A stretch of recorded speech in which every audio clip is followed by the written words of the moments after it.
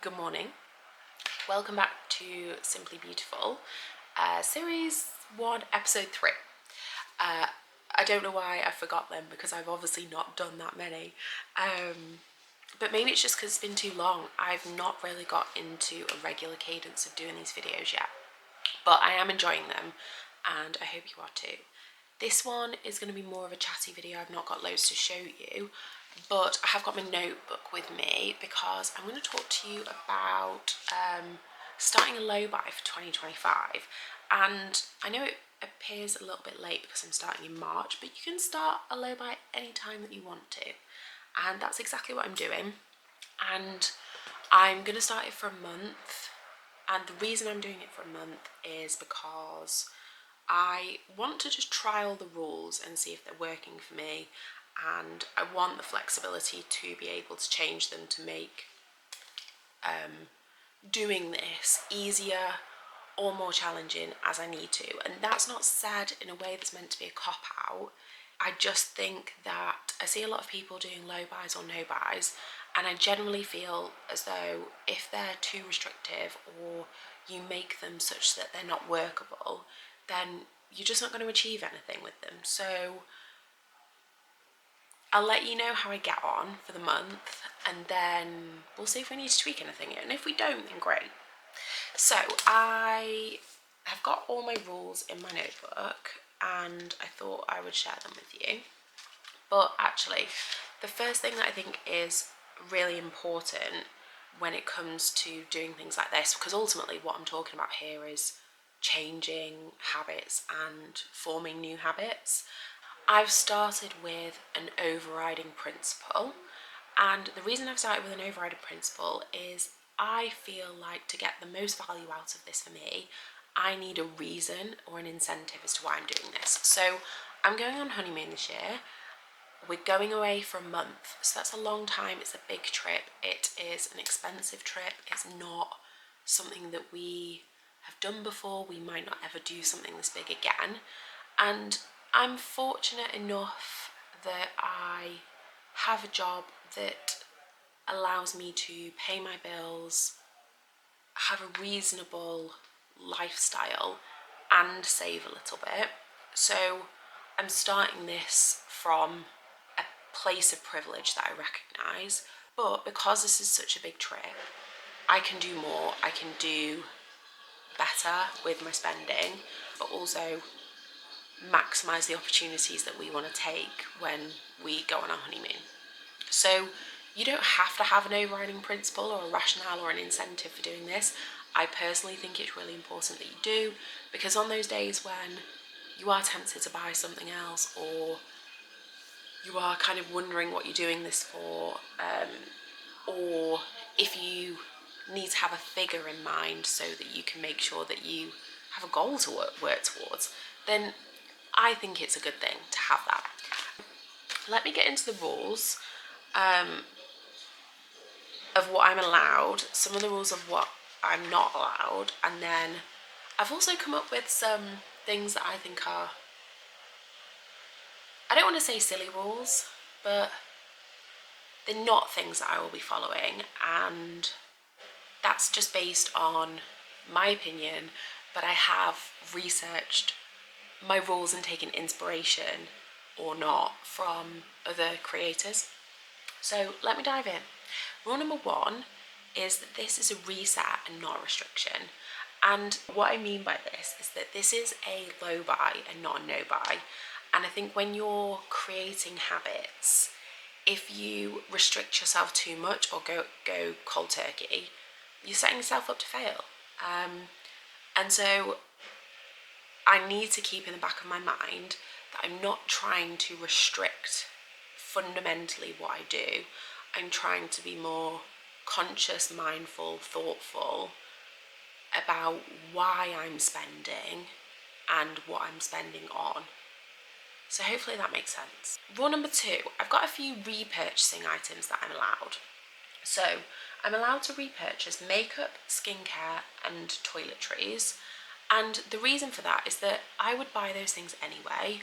I don't generally go mad on those things. I tend to let them run their course. I use them all up and then I buy new ones. I'm not someone that hoards lots and lots of unused stock of makeup and toiletries and things like that.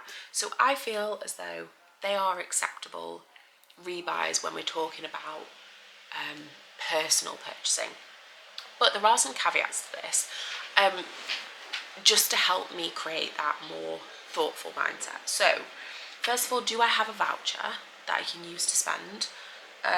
Or can I wait for a discount code and apply a discount code?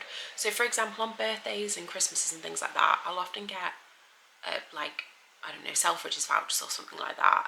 Equally, I've got things like a Space NK account, and if you spend money on that account, you earn points and then you get £5 off, £10 off, whatever it is. Can you do things like that? Number 3 is to try pre-loved first.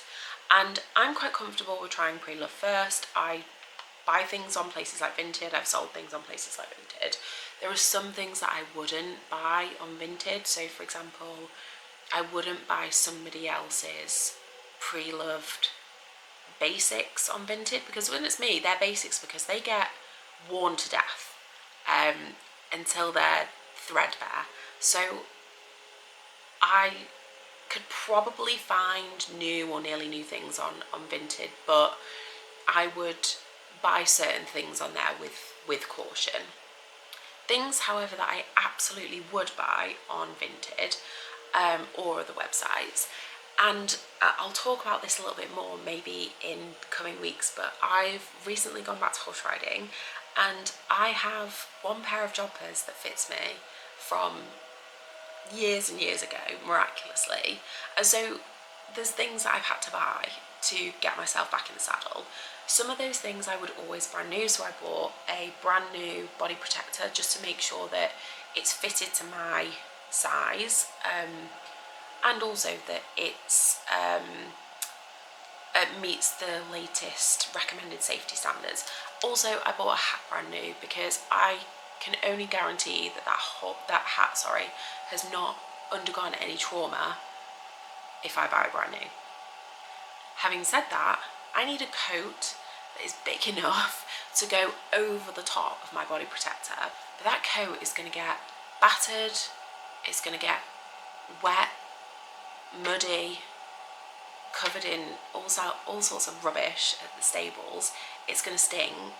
I just need something that is big enough to go over my body protector and, you know, will keep me sufficiently dry. So I bought a Harry Hall coat, a couple of sizes bigger, for £12, and I'm okay with that.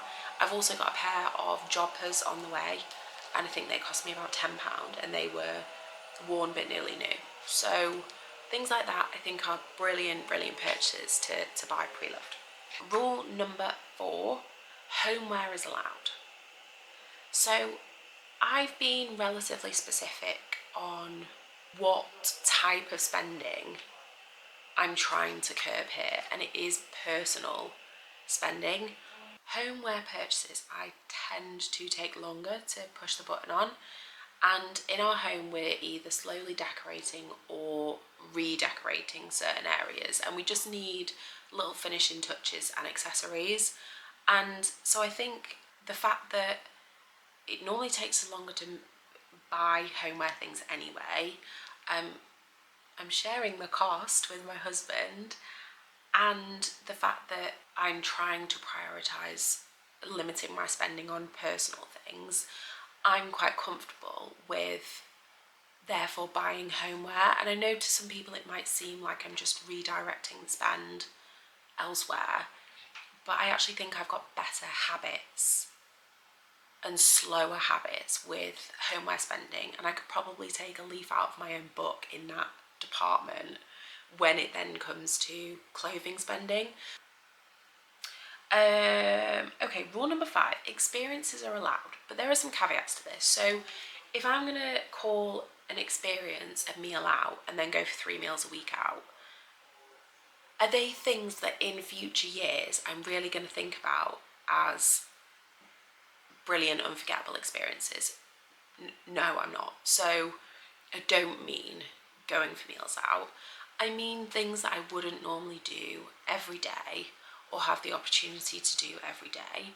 But again, I use some caution with allowing those activities, because if, you know, someone invites me to, I don't know, a city I've not been to before for the weekend and it costs me a couple of £100 to go, whilst experiences are allowed, is the £200 worth taking off the cost of my honeymoon? And that's the decision that I have to weigh up before committing to the spend. So experiences are allowed. I think they're a great use of your time and use of your cash, but if you have got that overriding principle and you're going down that route, you do need to bear in mind whether that goal will be impacted by taking on those experiences. So it just encourages that mindfulness again. Number 6, basics are allowed. So I mentioned basics before in terms of not buying them secondhand.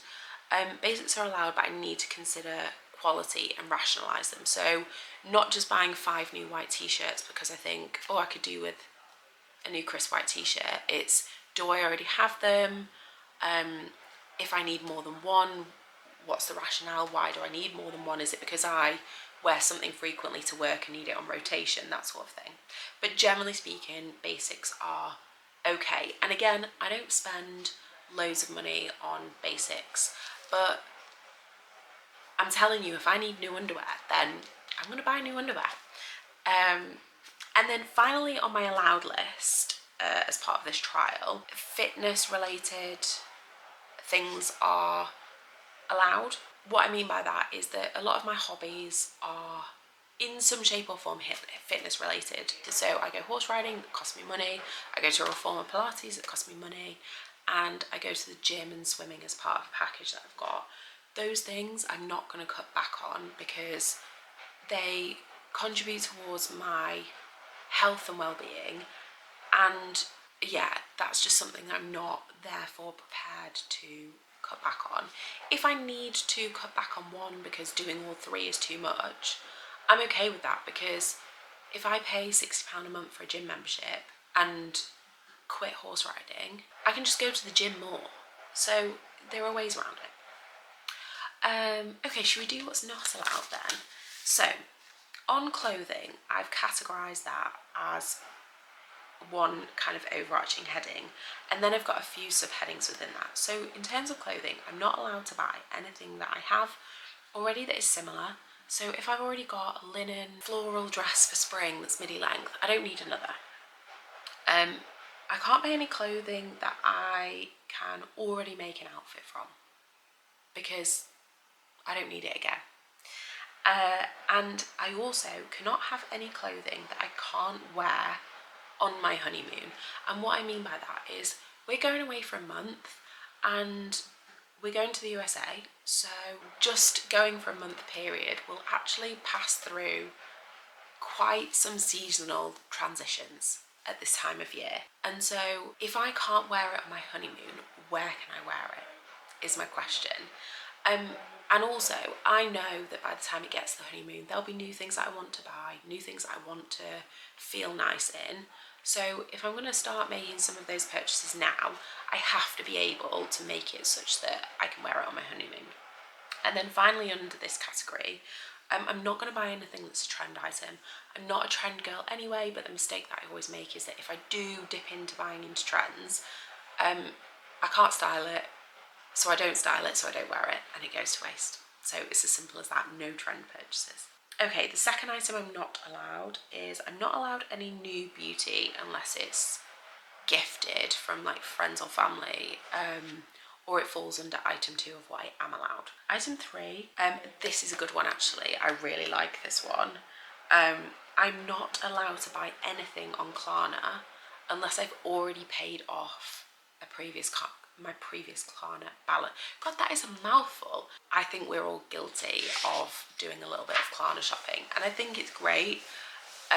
It's super helpful because it helps you kind of spread the cost of things, but I do think people fall into the trap where you constantly have something on Klarna and constantly something to pay off, and it's just not a place that I want to be in.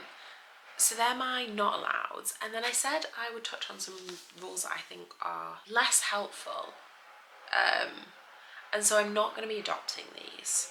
I think even referencing groceries or bills is a nonsense.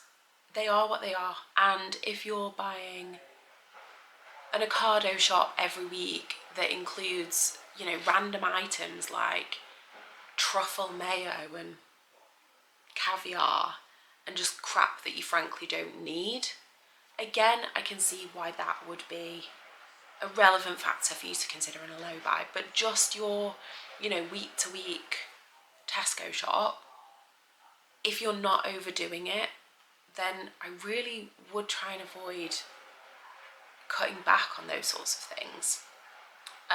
That doesn't mean that you can't be more budget conscious though, just to be clear. Another thing that I'm not going to be doing is cutting back on things that are just not fundamentally going to make a difference to what you're trying to achieve. So I've seen a lot of people who say they're going to curb buying their Starbucks every week. If you buy 3 lots of Starbucks every week and it costs you 20 quid a week, and therefore that's quite a significant saving that you can make, that totally makes sense. But to cut out the fact that you get a coffee whenever you head into the office and normally you work remotely and from home, I'm not sure that that's really going to add value to what you're trying to achieve. Just like if you spend £30 a month on your nails, is that really going to contribute what you need to get to your goal? For me, it's not. For me, it's in the spending habits on clothes and then thinking that I don't have anything to wear. I get that that will be different for everyone, but for me it's just not something that I'm going to follow. I don't need to cut every single type of spend out that's not actually a habit problem for me. And then the last thing that I'm not going to be doing is I'm not going to be doing selling before buying. So I've seen a lot of people do or have rules where they say they will only buy something once they've sold something on Vinted. I have sold things on Vinted in the past, and I've sold things that are new or nearly new for as little as £3 to £5, and it takes a long time to sell things on Vinted, in my experience. And so unless you're a Vinted guru, I just think don't get sucked into the trap of restricting yourself on what you want to buy because you can't sell something first. I think there's a principle in there to stand behind, in the sense of not over consuming when you already have things. You know, can you donate things to charity, for example, if you're genuinely never going to wear things again?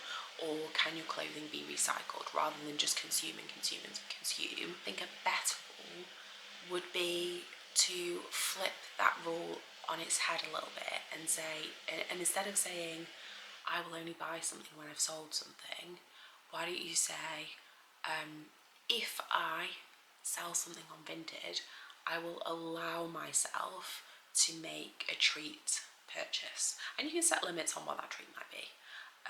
But yeah, that is another rule I will not be doing. So I hope you found that interesting. Thank you for letting me share it with you. I will keep you updated on how I'm doing.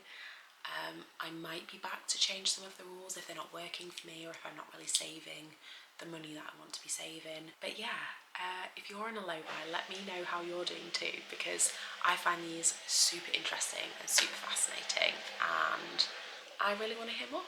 Bye.